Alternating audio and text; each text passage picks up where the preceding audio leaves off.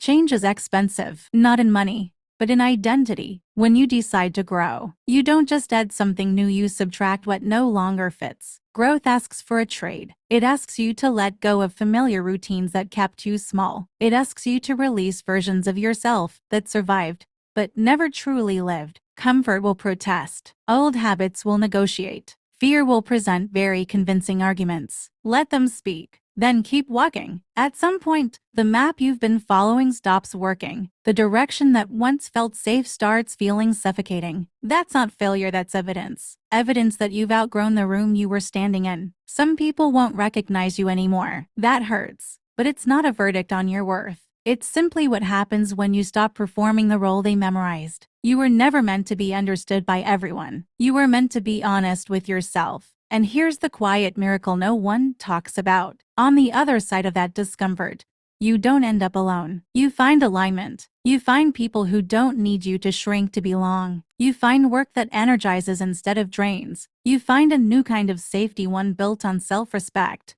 not approval. Eventually, the unfamiliar becomes home. The fear that once stopped you becomes proof that you were brave. The cost you paid turns into the foundation you stand on. Growth doesn't ask you to lose everything. It asks you to stop holding on to what was never meant to come with you. And that trade is always worth it.